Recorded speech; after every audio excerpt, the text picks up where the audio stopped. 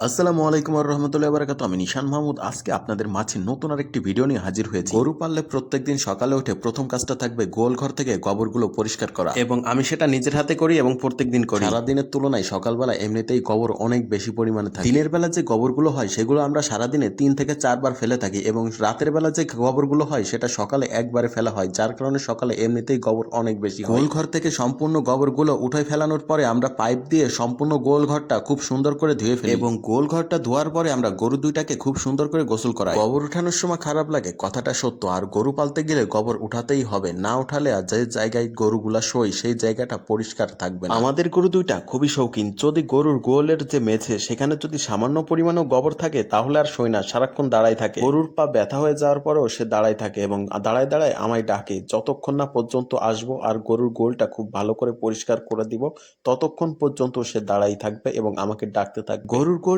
পরিষ্কার রাখা খুবই জরুরি, কারণ গরুর গোল পরিষ্কার থাকলে রোগ জীবাণু কম ছড়াবে এবং গরু অসুস্থ কম হবে। তাই আমরা চেষ্টা করি সম্পূর্ণভাবে গরুর গোলটা সবসময় পরিষ্কার রাখা। আমি গরুর গোলটা প্রত্যেকদিন 4 বার করে পরিষ্কার করি, সকালে, দুপুরে, বিকালে এবং রাতে ঘুমানো যাওয়ার আগে খুব ভালো করে গোলটা পরিষ্কার করে দিয়ে তারপর যাই ঘুমাতে যাই। এবং গরু দুইটাকে আমি শীতের সময় একবার এবং গরমের সময় 2 বার করে গোসল করাই। এখন আমি 2 বার করে গোসল করাই, সকালে এবং বিকালে। গরুর গোলটা মোটরের পানি দিয়ে ধোয়ার পরপরই গরু দুইটাকে খুব ভালো করে গোসল করাই ফেলি। বিকেলের তুলনায় সকালের দিকে বেশি পরিমাণে সময় নিয়ে গোসল করানো হয় গরু দুইটাকে। আসলে সারাদিনে তেমন একটা পরিমাণে গোবর লাগে না, তাই বিকালের দিকে কম পরিমাণে পানি দিয়ে গোসল করালেও গরুগুলা ভালো পরিমাণেই পরিষ্কার হয় এবং রিল্যাক্স ফিল করে। সর্বশেষ রাত 11টার সময় গরুর গোলটাকে খুব ভালো করে ধুয়ে পরিষ্কার করে দিই এবং গরুগুলোকে শোয়ার জন্য প্রস্তুত করে দিই। তারপর রাতের বাকি সময় যে গোবরগুলা হয়, গরু দুইটা গোবরের ভিতর শুতে না চাইলেও সেই রাতের বাকি সময়টা সেই গোবরের ভিতরে শোয়া লাগে গরু দুইটা, যার কারণে দেখা যায় গরু দুইটার শরীরে প্রচুর পরিমাণে গোবর লেগে থাকে সকালের দিকে। তাই সকালের দিকে অধিক সময় নিয়ে গরু দুইটাকে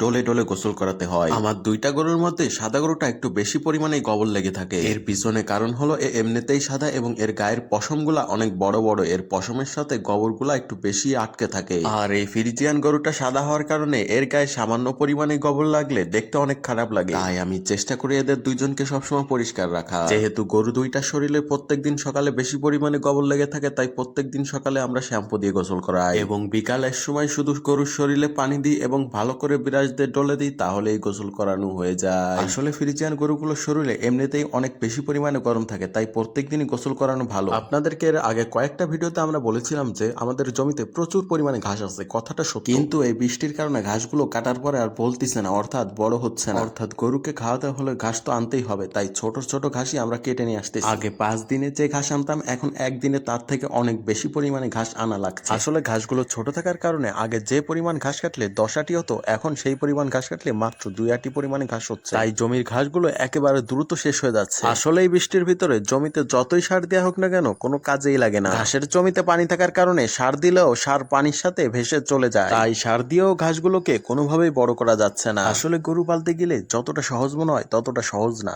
প্রচুর পরিমাণে কষ্ট হয়। আসলে ফ্রিজিয়ান গরু থেকে দেশি গরু পালা অনেক ভালো। একদিন গোসল না করালে সেই দিন সন্ধ্যার সময় খালি লাভ দিয়ে দিয়ে ওঠে গরুটা। এরা গরম একটু পরিমাণে সহ্য করতে পারে না, আর দেশি গরুগুলাকে সপ্তাহখানিক বা 10 দিন পর্যন্ত গোসল না করলেও তাদের কিছু হয় না, আবার খাবারও কম লাগে। আসলে ফ্রিজিয়ান গরু পাললে এই গরুর পিছনেই সারাদিন থাকতে হয়, অন্যান্য কাজ করার সময় খুবই কম পাওয়া যায়। আর দেশি গরু পাললে এতটা পরিচর্যা করা লাগে না, কম পরিচর্যাতেই গরুগুলো খুব ভালো পরিমাণে বড় হয়ে যায়। আসলে ফ্রিজিয়ান গরুগুলা যদি কেউ শখের বিষয়ে পালতে চান তাহলে পালতে পারেন, আমি শখের বিষয়ে পালছি। আমার যে কালো গরুটা দেখছেন এই কালো গরুটা 2027 কুরবানি হাটে উঠাবো ইনশাল্লাহ, এবং যে সাদা গরুটা দেখছেন এই সাদা গরুটা 2028 কুরবানি ঈদে উঠাবো ইনশাল্লাহ, মানে 2 বছর পরে আরো। আসলে যারা গরু পালে তাদের সবারই একটা শখ থাকে, আর সেটা হলো কুরবানি হাটে গরু উঠানো। আমার যে সাদা গরুটা দেখছেন এই সাদা গরুটা 2028 কুরবানি ঈদের হাটের সবচেয়ে সেরা গরু হবে ইনশাল্লাহ। আসলে গরুদেরকে গোসল করাতে গেলে এমনি গায়ে পানি দিলে হয়তো বা কিছু বলে না, কিন্তু মাথায় পানি দিতে গেলে একটু লাফালাফি করে। গরুরা একেবারে মাথায় পানি নিতে চায় না। গরুগুলোকে গোসল করানোর আগে বেশ কিছুক্ষণ ধরে গরুগুলোকে মোটরের পানি দিয়ে ভিজাতে থাকি। গোসল করানোর আগে গরুগুলোকে একটু ভালো করে ভিজাই নিলে গায়ে যে গোবরগুলা লেগে থাকে গরুদের সেগুলা অনেক নরম হয়ে যায়, এবং বিরাস দিয়ে ডলা দিলে গোবরগুলা খুবই দ্রুত উঠে চলে যায়। এবং গরুকে 7 থেকে 8 মিনিট মোটরের পানি দিয়ে ভিজানোর পরে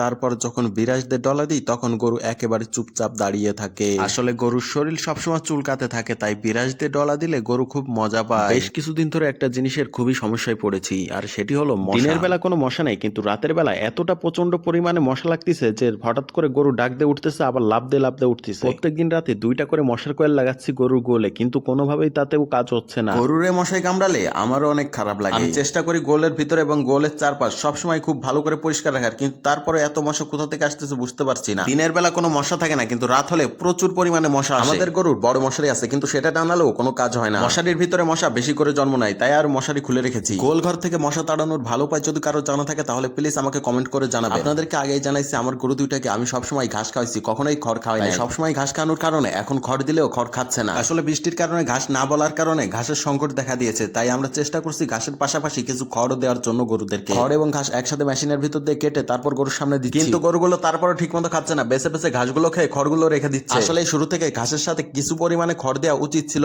আমি একেবারেই কোনোদিনও খড় খাই নাই, তাই এখন আর খড় খেতে চাচ্ছে না। আসলে আমাদের কাছে এখন আর যে ঘাস আছে মাঠে, তাতে আর 1 সপ্তাহ পরিমাণে চলবে, তারপর আর চলবে না। আমরা এখন থেকে এই ঘাসের সাথে কিছু পরিমাণে খড় খাওয়ানোর চেষ্টা করছি গরুদেরকে, কিন্তু আর একটা সমস্যার বিষয় হলো আশপাশে অনেক খোঁজ নেওয়ার পরও কোনো বাড়িতেই খড় পাওয়া যাচ্ছে না। আশপাশে কোনো গৃহস্থের বাড়িতেই খড় নাই, আর যাদেরও আছে তারা তাদের নিজেদের গরুদের খাওয়ানোর জন্য রেখে দিচ্ছে, বিক্রি করতেছে না। আশপাশের সকল গৃহস্থের বাড়িতে খোঁজাখুঁজি করে খড় না পেয়ে শেষমেশ ব্যাপারীর কাছেই যাওয়া লাগলো। যেহেতু বছরের এই সময়টাতে খড় কোনো জায়গায় পাওয়া যায় না, তাই খড়ের দাম এমনিতেই বেশি থাকে, আর ব্যাপারীরা তো নিজে থেকে আরো অনেক বেশি বাড়ায় নেয়। আমাদের এখানে 1 কাউন্ট খড় 5,000 টাকা চাচ্ছে ব্যাপারীরা, এবং 5,000 টাকা থেকে 100 টাকা কম হইলেও তারা বিক্রি করছে না। ব্যাপারীরা ধান ওঠার সাথে সাথেই খড়গুলো স্টক করে রাখে এবং বছরের এই সময় আসলে তারা বিক্রি করে। ব্যাপারীরা 1 কাউন্ট খড় সর্বোচ্চ 2500 টাকায় কিনেছে, কিন্তু এখন সেই খড়ই বিক্রি করছে 5,000 টাকার উপরে। তো সে কারণে খড় না কিনেই বাড়ি ফিরে আসলাম। তো বাড়ি ফিরে এসে আশপাশের কয়েকটা দূরের গ্রামেও খোঁজ নিয়ে দেখলাম আসলে খড় কোনো জায়গায় নাই। তো পরবর্তীতে ডিসিশন নিলাম তাহলে খড় বাদ যাক, আশপাশে যারা ঘাস লাগাইছে তাদের কারো কাছ থেকে কিছু পরিমাণে ঘাস কেনা যায় কিনা। তো সেখানেও ব্যর্থ হলাম। আসলে এই বৃষ্টিতে কারো ঘাসই তেমন বড় হয় নাই, এই কারণে কেউই বিক্রি করতে চাচ্ছে না। তো যার কাছেই জিজ্ঞেস করছি সেই বলতেছে যে আমার কাছে যতটুকু পরিমাণ ঘাস আছে তা আমার নিজের গরুরই হবে। এই বৃষ্টির কারণে আসলে কারো ঘাসই তেমন পরিমাণে বলতে পারে না, অর্থাৎ ঘাসগুলো খুব আস্তে আস্তে বড় হচ্ছে। আসলে আমাদের জমিতে এত পরিমাণে ঘাস রয়েছে, তার সত্ত্বেও যে এই বছরের এই সময়টা এসে যে ঘাসের এতটা সংকটে পড়তে হবে সেটা আগে থেকে বুঝতে পারি না। যদি আগে থেকে বুঝতে পারতাম তাহলে এই সময়ের জন্য আগে থেকেই খড় সংগ্রহ করে রাখতাম। 6-7 দিন পরে যে কি করবানি সেটা এখনো বুঝতে পারছি না। গরুগুলার বাচ্চাতে হলে তো খাওয়াতেও হবে, তাই 5,000 টাকা করে কাউন্ট নিলেও সেই ব্যাপারীর কাছ থেকে খড় আনা লাগবে না। এই বৃষ্টি শেষ না হওয়া পর্যন্ত কষ্ট একটু করা লাগবেই। ঘাস ছাড়া যদি খালি খড় খায় তাহলে গরু চিকুন হয়ে যাবে না, তাই যদি কেউ ঘাস বিক্রি করতো তাহলে বেশি করে কিনে রাখতাম। এমনিতেই খড় খায় না, তার উপর যদি আবার ঘাস